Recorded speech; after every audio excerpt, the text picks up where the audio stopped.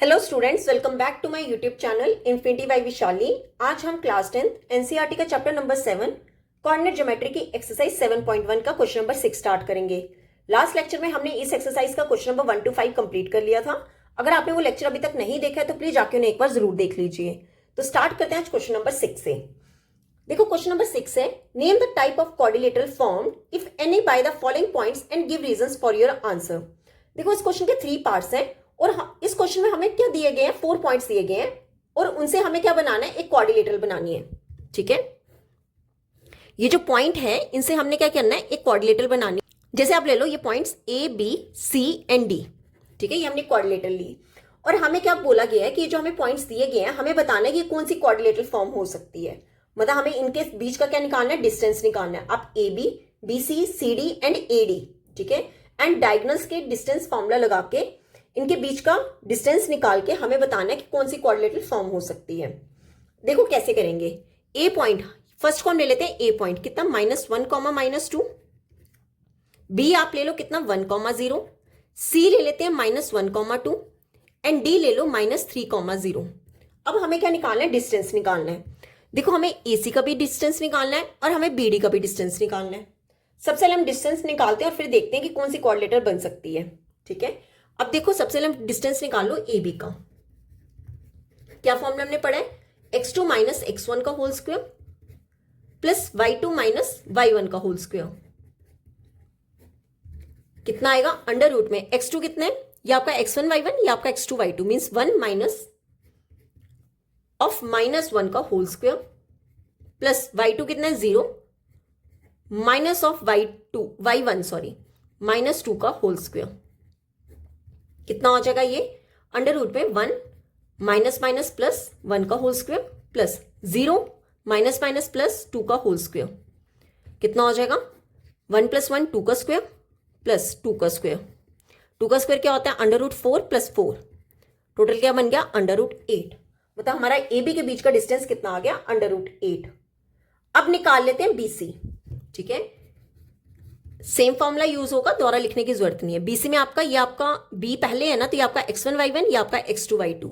तो सबसे पहले हमने क्या पढ़ा, x2 - x1 मीन्स -1 का whole square plus y2 - y1 means 2 - 0 का होल स्क्वायर। अब देखो -1 क्या हो जाएगा, -2 का होल स्क्वायर और ये क्या बन जाएगा, 2 का स्क्वायर। अब देखो माइनस के ऊपर पावर क्या है, इवन, ये प्लस बन गया, 2 का स्क्वायर क्या होगा 4। सिमिलरली यहाँ पे 2 का स्क्वायर क्या होगा 4। टोटल क्या बन गया, अंडर रूट 8। मतलब बीसी के बीच का डिस्टेंस हमारा कितना आ गया, अंडर रूट 8। अब निकाल लेते हैं सी डी। ठीक है, सेम फॉर्मूला यूज होगा, सी पहले और डी बाद, मीन्स ये आपका x1 y1, ये आपका x2 y2।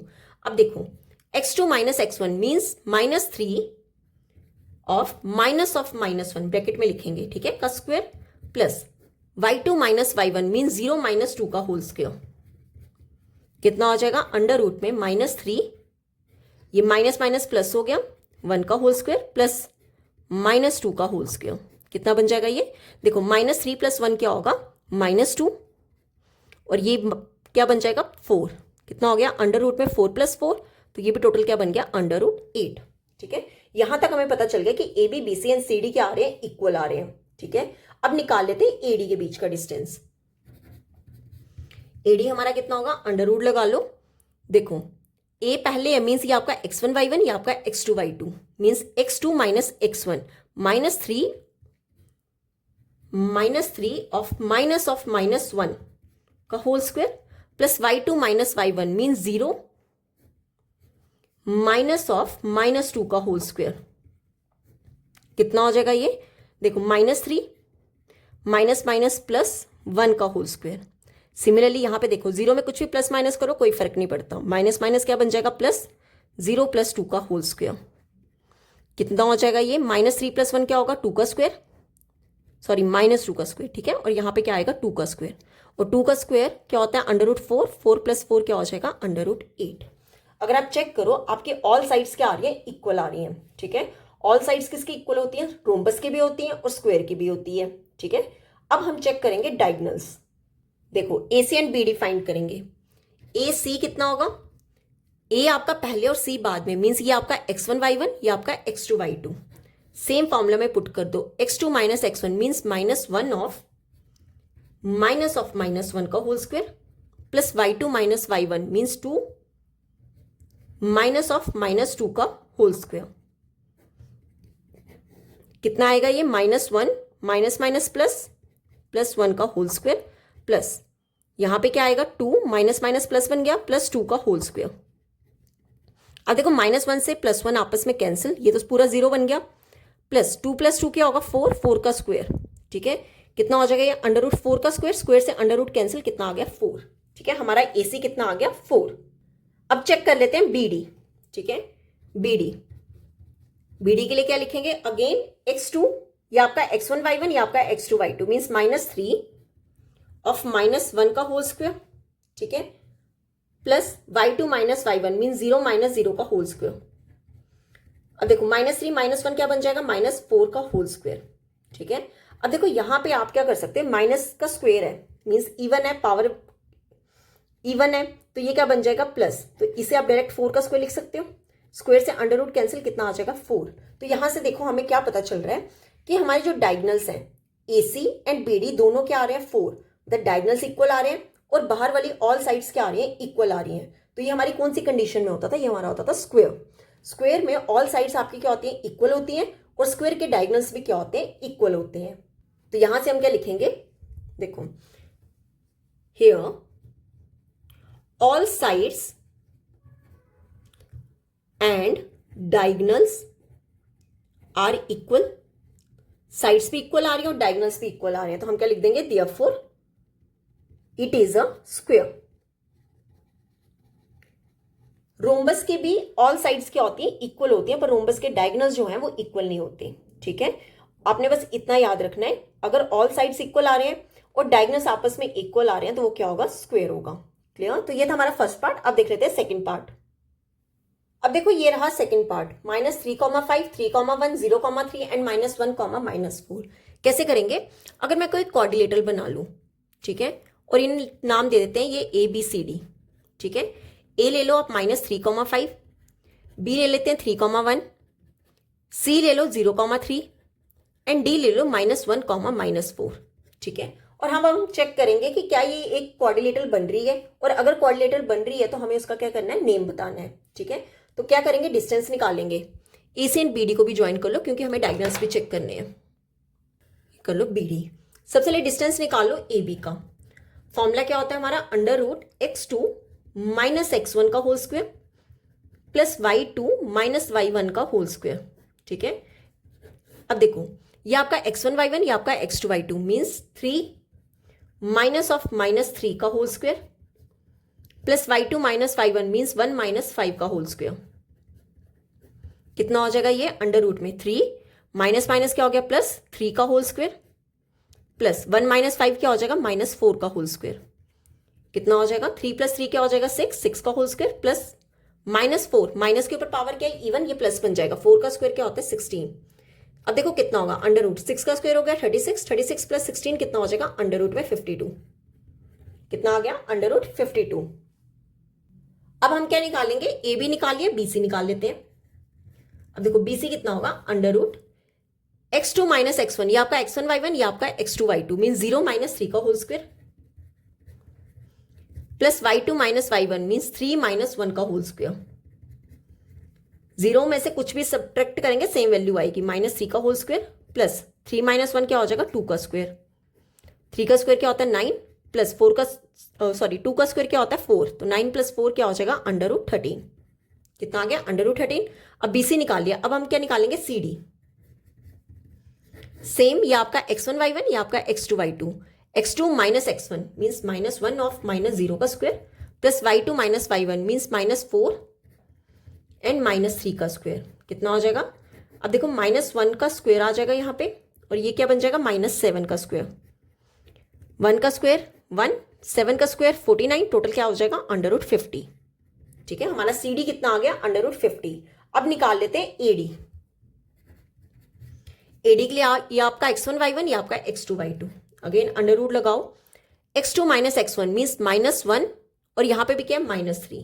तो टोटल क्या बन जाएगा? -1 माइनस ऑफ -3 का whole square plus y2 minus y1 means -4 -5 का होल स्क्वायर। क्या बन जाएगा? -1 माइनस माइनस प्लस 3 का होल स्क्वायर प्लस -4 और -5 टोटल क्या बन जाएगा? -9 का स्क्वायर। ये कितना आ जाएगा? 2 का स्क्वायर। और ये कितना आ जाएगा? 81। 2 का स्क्वायर क्या होता है? 4। 4 + 81 क्या हो जाएगा? √85। ठीक है। अगर आप चेक करो A B B C C D and A D कोई भी इक्वल नहीं हमें दिख रहा। अगर मैं यहां से 52 के फैक्टर्स निकाल लूं, ठीक है, यहां पे रफ पे कर लो, 52 के फैक्टर्स निकालें अगर हम, तो ये हमारा कितना होगा? छोटे टेबल से शुरू कर लो। 2 2 का 4, 2 6 का 12, अगेन 2 13 कितना आ जाएगा? 2 कॉमन आ रहा है, 2 निकालो और कितना हो जाएगा? √13। √13 के कोई फैक्टर्स नहीं होते। 50 के चेक करें, 2 के टेबल से कर लो। 2 25 का, 5 5 का 25 एंड 5 1 का। 5 का पेयर बन रहा है, 5 को निकाल लो बाहर, और 2 का पेयर नहीं बन रहा है, उसे लिख लो अंडर रूट में। सिमिलरली 85 का चेक कर लेते हैं। ठीक है, अब देखो ये सबसे पहले किस टेबल से डिवाइड होगा? 5 के टेबल से। ठीक है, 5 1 का 5, 5 7 का 35, तो ये कितना हो जाएगा?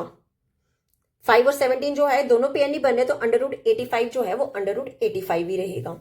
अगर मैंने सिंप्लीफाई करने पे चेक किया ना, तो मेरा A B B C C D and D A कोई भी साइड जो है वो इक्वल नहीं आ रही है। ठीक है, अब हम चेक कर लेते हैं diagonals. A C and B D निकाल लेते हैं। पहले ए सी क्या होगा? अगेन x2 - x1, ये आपका x1 y1, ये आपका x2 y2। अब देखो 0 माइनस ऑफ -3 का होल स्क्वायर, 0 माइनस ऑफ -3 का whole square plus y2 - y1 means 3 - 5 का होल स्क्वायर। कितना हो जाएगा? ये माइनस माइनस प्लस बन गया। 3 का स्क्वायर क्या हो गया? 9 प्लस ये कितना बन जाएगा? -2 का स्क्वायर। 9 + 2 का स्क्वायर क्या होता है? 4। 9 + 4 क्या हो जाएगा? √13। मतलब ए सी हमारा कितना आ गया? √13। अब हम क्या निकालेंगे? B D. बी डी के लिए भी सेम फॉर्मूला। बी आपका क्या हो गया? x1 y1, ये आपका x2 y2 मीन्स -1 ऑफ -3 का square plus y2 - y1 means -4 of -1 का स्क्वायर।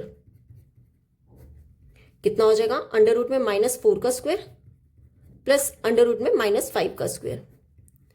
कितना हो जाएगा? 4 का स्क्वायर 9, 5 का स्क्वायर 25। 25 + 9 हमारा कितना हो जाएगा? ये अंडर रूट में 34। एक मिनट, 4 का स्क्वायर यहाँ पे 9 ही 16 आएगा। 4 का स्क्वायर 16। ठीक है, 16 + 25 टोटल क्या हो जाएगा? अंडर रूट में 41। अब देखो यहां से हमें क्या पता चल रहा है? A B B C C D and D A कोई भी इक्वल नहीं आ रहा है, ना ही हमारे डायगोनल्स इक्वल आ रहे हैं। क्यों? ए सी हमारा कितना? अंडर रूट 13 और बी डी हमारा कितना? Under root 41। पर अगर आप देखो ये जो बी सी और ए सी, बी सी और ए सी का अगर मैं सम करूं तो वो किसके इक्वल आ रहा है? ए बी के। कैसे? देखो यहां पे बी सी कितना है? Under root 13। ठीक है, इसमें प्लस कर दूं ए सी कितना है? Under root 13। देखो दोनों में अगर अंडर रूट 13 कॉमन निकाल दूं, ब्रैकेट में क्या आ जाएगा? 1 + 1, तो यहां से क्या आ रहा है? 2 अंडर रूट 13। और ये आपका क्या है? ए बी कितना है? 2 अंडर रूट 13। मतलब यहां से हमारा बी सी प्लस ए सी, इन दोनों का सम कब किसके इक्वल आ रहा है? ए बी के इक्वल आ रहा है। अब इन दोनों का सम इक्वल कब आ सकता है? अगर कोई 2 साइड ऐड करने पे वो थर्ड साइड के क्या आ रहा है? इक्वल आ जाए, तो हम उसे क्या कहते हैं? कोलिनियर कहते हैं। ठीक है, हमने पीछे पढ़ा था लास्ट लेक्चर में कोलिनियर क्या होता है कि अगर एक लाइन पे, ठीक है, मान लो 2 से ज्यादा पॉइंट्स है और उन पॉइंट्स का सम करने पे टोटल के इक्वल आ जाए, ठीक है, टोटल लाइन के इक्वल आ जाए, तब वो पॉइंट्स क्या होते हैं? कोलिनियर होते हैं। अगर आप चेक करो यहां पर बी सी और ए सी, इनका सम करने पे क्या आ रहा है? हमारी पूरी साइड ए बी के इक्वल आ रहा है। ठीक है, बी सी प्लस ए सी टोटल क्या आ रहा है? ए बी आ रहा है।